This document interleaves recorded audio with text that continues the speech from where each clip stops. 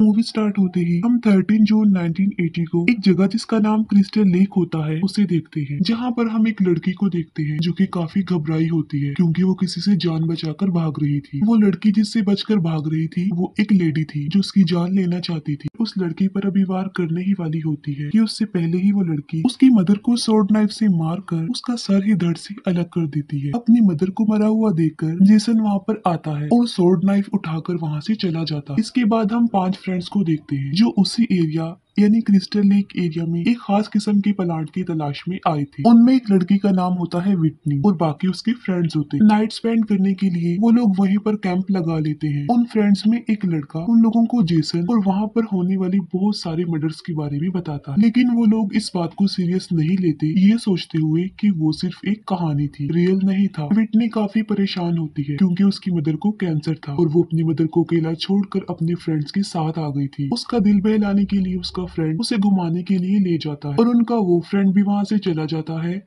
जो उन्हें स्टोरी सुना रहा था। थोड़ी दूर चलने के बाद से वो प्लांट्स मिल जाते हैं। इसे ढूंढते ढूंढते उन्हें यहाँ आना पड़ा, लेकिन वहीं पर वो एक मास्क पहने हुए आदमी को भी देखता है और वो कोई और नहीं था बल्कि वो जेसन था जो कि उसे जान से मार डालता है। विटनी और उसका फ्रेंड चलते चलते कैंप क्रिस्टल लेक तक पहुंच जाते हैं। वहाँ पर उन्हें काफी पुराना घर दिखाई देता है। वो अंदर जाकर चेक करते हैं, तब उन्हें वहाँ पर बहुत ज्यादा पुरानी चीजें नजर आती है। उन्हीं पुरानी चीजों में उन लोगों को एक लॉकेट भी मिलता है जिसमें जेसन और उसकी मदर की पिक्चर थी। इससे ये प्रूव हो जाता है कि जहाँ पर वो लोग खड़े थे वो जेसन का घर था। और यहाँ पर काफी अजीब बात ये पता चलती है कि विटनी का चेहरा काफी ज्यादा जेसन की मदर से मिलता जुलता है। वहीं पर उन्हें एक बेबी का रूम भी मिलता है जिसके बेड पर जेसन का नाम लिखा हुआ। दूसरी तरफ विटनी की फ्रेंड को टेंट में बाहर किसी के चलने की आवाज सुनाई देती है और वो लोग सोचते हैं कि शायद उनका फ्रेंड उनके साथ प्रैंक कर रहा है, कि असल में ऐसा कुछ नहीं था। तब मेल फ्रेंड बाहर चेक करने के लिए जाता है। वो मेल फ्रेंड अपने फ्रेंड को ढूंढते ढूंढते उन्हीं प्लांट्स के पास आ जाता है जिनकी वो तलाश में थी और वहीं पर उसे अपने फ्रेंड की लाइट मिल जाती है और वहीं पर हमें एक अजीब सीन देखने को मिलता है। वहीं पर उसके फ्रेंड के ईयरफोन भी थे और उसके साथ उसका कटा हुआ कान भी था और उसके साथ ही उसकी पूरी डेड बॉडी भी पड़ी हुई थी। इसे देखकर वो काफी घबरा जाता है और वहां से भागते हुए कैंप की तरफ आ जाता है, लेकिन कैंप भी अब किसी खतरे से खाली नहीं था। कैंप के पास पहुंचकर वो देखता है कि उसकी फ्रेंड को ब्लैंकेट में लपेटकर आग के ऊपर दरख्त के साथ लटकाया हुआ है। वो उसे बचाने के लिए आगे बढ़ता है, लेकिन खुद वो बहुत बड़े ट्रैप में फंस जाता है जिससे वो काफी इंजर्ड हो जाता है। वो खुद को उस ट्रैप से आजाद करने की काफी कोशिश करता है, लेकिन इसी कोशिश के दौरान उसकी फ्रेंड आग में जलकर मर जाती है, लेकिन वो फिर भी खुद को उस ट्रैप से आजाद नहीं कर पाता। विटनी और उसका फ्रेंड एक रूम में पहुंचते हैं जहाँ पर किसी ने एक श्राइन बनाया हुआ था और उसके अंदर कुछ रखा हुआ भी था। विटनी का फ्रेंड उसे बाहर निकालता है तो वो लोग देखते हैं कि वो किसी का सर है और वो सर जेसन की मदर का था, जेसन जिसकी वर्शिप कर रहा था। तभी अचानक से उस रूम का डोर लॉक हो जाता है। विटनी का फ्रेंड चेक करने के लिए आगे बढ़ता है कि दरवाजे के बाहर कौन है। तभी बेसमेंट से जेसन स्वॉर्ड नाइफ उस फ्लोर पर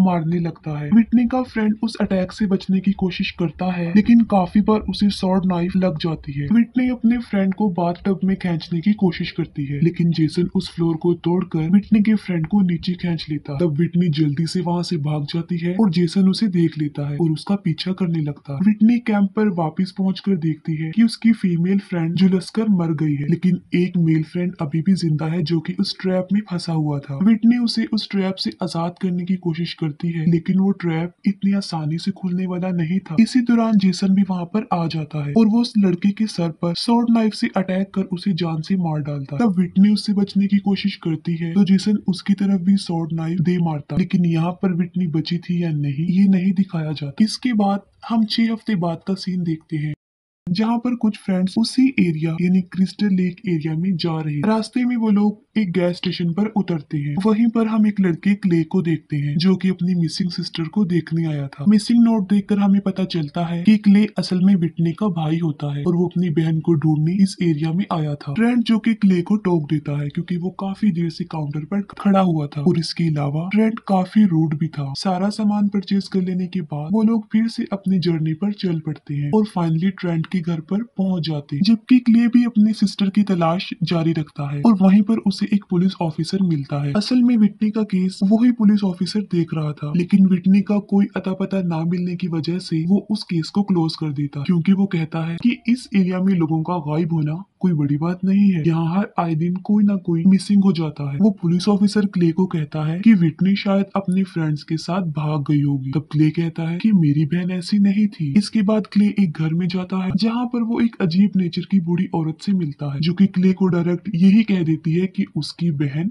मर चुकी है। वो कहती है कि लोग बाहर से यहाँ पर घूमने आ जाते हैं और फिर किसी ट्रबल में फंसकर मिसिंग हो जाते हैं और मर जाते हैं। हम सुकून से रहना चाहते हैं, और वो किसी और के बारे में नहीं बल्कि जेसन के बारे में कह रही होती। क्ले आगे बढ़ता है और वो एक स्टोर हाउस में जाता है। वहाँ के वर्कर से वो विटनी के बारे में पूछता है, लेकिन मायूसी के सिवा उसे कुछ भी नहीं मिलता। दूसरी तरफ वो सब लोग ट्रेंट के घर में काफी इंजॉय कर रही होती है। स्टोर हाउस में उस वर्कर को किसी की आवाज सुनाई देती है। वो चेक करने के लिए जाता है और तभी वहाँ पर जेसन आ जाता है, जो कि उसे पकड़ लेता है। अपनी जान बचाने की कोशिश में वो वर्कर जेसन के फेस से उसका मास्क हटा देता है, और उसका इतना भयानक फेस देखकर उस वर्कर की सांसें वहीं पर थम जाती हैं, और जेसन उसका गला काट कर उसे जान से मार डालता है। जेसन अपना मास्क पहनने लगता है, तभी उसे वहाँ पर एक क्रीपी हॉकी मास्क नजर आता है। उसे पहनकर वो अपने अगले शिकार के लिए निकल पड़ता है। क्ले और जैना जंगल में पहुँचते, जो कि लेक के पास ही था, और वहाँ पर क्ले को एक जीपीएस मिलता है। क्ले उसे अपने बैग में डाल देता है। वो दोनों फ्रेंड्स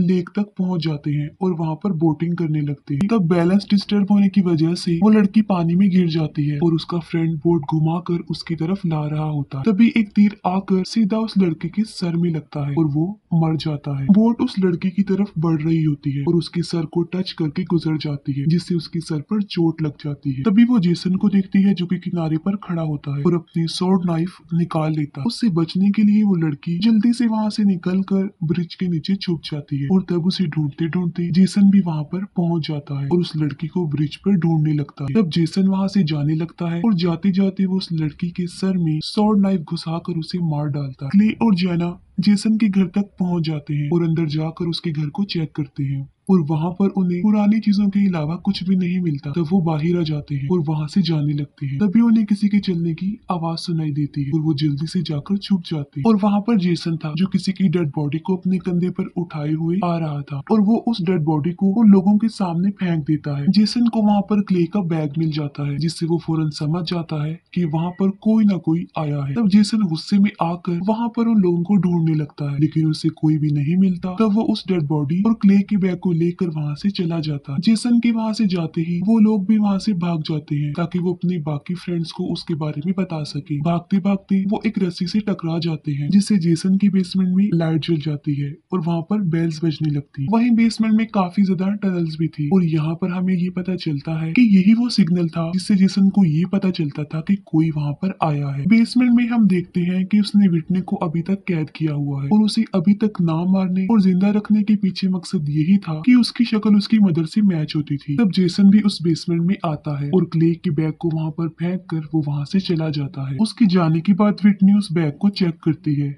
तब उसे पता चलता है कि उसका भाई उसे ढूंढते ढूंढते यहाँ तक आ गया है। उसे वो जीपीएस भी मिल जाता है, जिसे तोड़कर वो उसमें से एक पिन निकाल लेती है, और उस पिन से वो अपने लॉक को तोड़ने की कोशिश करती है। क्ले और जैना रास्ता ढूंढते हुए वहीं पर भाग रहे होते हैं। तब उन्हें जेसन देख लेता है और वो उनका पीछा करने लगता है। कैबिन में ट्रेंट के फ्रेंड से उसके फादर की चेयर टूट जाती है, जिस पर ट्रेंट गुस्सा करता है और उसे कहता है कि वो उस चेयर को जोड़े, और तब वो फ्रेंड टूल हाउस में कोई टूल देखने के लिए जाता है। इतनी ही देर में उस घर में क्ले और जैना भी पहुंच जाते हैं, और वहां पहुंचते ही क्ले पुलिस को कॉल मिला देता है, और वो फ्रेंड जो टूल हाउस में गया था वहां पर वो बास्केटबॉल खेल रहा होता है, और तभी वहां पर जेसन आ जाता है और वो उनकी उस फ्रेंड को भी मार डालता है। इतनी ही देर में उस घर की लाइट ऑफ हो जाती है, और तभी उनका एक फ्रेंड अपने दूसरी फ्रेंड को बचाने के लिए बाहर जाने लगता है, और तब वो फ्रेंड टूल हाउस में जाता है और जेसन भी वहां आकर उसके पीछे खड़ा हो जाता है। जेसन उसे पकड़ने की कोशिश करता है, लेकिन वो वाकई ही काफी स्पीडी होता है और वो उसे बचकर वहां से भाग जाता है, और तभी जेसन वहीं पर रखी हुई हैचेट उठाता है और सीधा उसकी तरफ फेंकता है, और वो सीधा आकर उसकी कमर में लग जाती है। उसके चिल्लाने की आवाज उसके बाकी फ्रेंड्स भी सुन रहे होते हैं, लेकिन क्ले सबको बाहर जाने से मना करता है, क्योंकि उसे पता था कि जेसन उनके उस फ्रेंड को यूज कर रहा है, ये सोचते हुए कि उसे बचाने के लिए उसके बाकी फ्रेंड्स भी वहां पर आएंगे, और जब कोई हेल्प के लिए नहीं आता तब जेसन उसे मार डालता।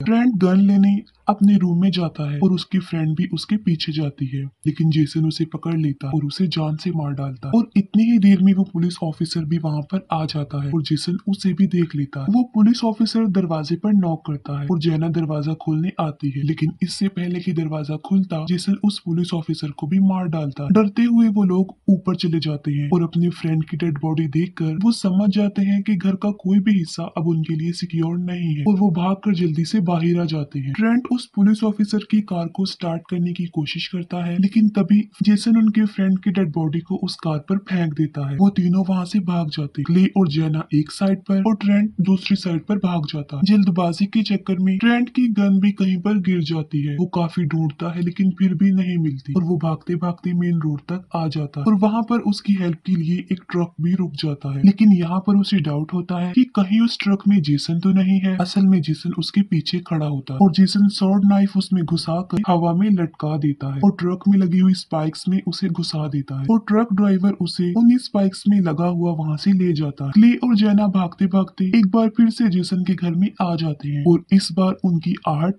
विटनी भी सुन लेती है और मदद के लिए चिल्लाने लगती है और उसकी आवाज क्ले भी सुन लेता है। वो बेसमेंट में बचाने उसे जाते हैं और सिबलिंग्स एक दूसरे को देखकर काफी खुश हो जाते हैं और तब क्ले एक हथौड़े से उसकी हैंडकफ्स तोड़ने लगता है। इतनी ही देर में जेसन भी वहाँ पर आ जाता है, लेकिन उसके वहाँ पर आने से पहले वो उसकी हैंडकफ्स खोल लेते हैं और तीनों वहाँ से भाग जाते हैं। जेसन वहाँ आता है और जब वो देखता है कि विटनी वहाँ पर नहीं है तो वो गुस्से में पागल होकर उन लोगों का पीछा करने लगता है। वो लोग बाहर निकलने का रास्ता ढूंढ लेते हैं। अब क्ले और विटनी तो बाहर निकल जाते हैं, लेकिन जेना नहीं निकल पाती और जेसन उसे मार डालता है और वो लोग आगे बढ़ते हैं। एग्जिट वे असल में एक टूटी उल्टी हुई बस था। क्ले बाहर निकल कर विटनी को वहाँ से निकालने की कोशिश करता है। जेसन भी वहाँ पर आ जाता है और वो क्ले को पकड़कर बस की विंडोज में उसके सर को मारता है। फिर जेसन बस के अंदर जाता है और इतने में विटनी छुप जाती है और जैसे ही जेसन उसके सामने आता है वो उसे टांग मारकर बेसमेंट में गिरा देती है। क्ले उसे बाहर निकाल लेता है और वो दोनों वहाँ से भाग जाते हैं। वो उस स्टोर हाउस में आते हैं। क्ले विटनी को छुपा देता है और खुद कोई हथियार ढूंढने लगता है और तब फिर से जेसन वहाँ आकर उसे पकड़ लेता है और ग्राइंडर में उसका सर देकर उसे मारने की कोशिश करता है। तभी विटनी वहाँ आकर जेसन को उसके नाम से बुलाती है, जिससे जेसन थोड़ा रिलैक्स हो जाता है। विटनी उसे उसकी मदर का लॉकेट दिखाती है और वो क्ले को छोड़ देता है और मौके का फायदा उठाकर क्ले जल्दी से उसकी गर्दन पर एक चेन लपेट देता है और विटनी उस चेन को ग्राइंडर में फेंक देती है। चेन खींचने की वजह से जेसन फांसी की तरह लटक जाता है। जेसन बिल्कुल ग्राइंडर के पास आ जाता है, लेकिन वो फिर भी किसी तरह खुद को रोक लेता है। तब विटनी उसी का मेशेट नाइफ उसमें घुसा कर उसे मार डालती है और वो लोग उसकी डेड बॉडी को उसी लेक में फेंक देते हैं। यहाँ पर वो लोग समझते हैं कि सब कुछ नॉर्मल हो गया और तभी जेसन पानी से निकलकर विटनी को पकड़ लेता है और इसी के साथ ही ये मूवी यहीं पर एंड हो जाती है।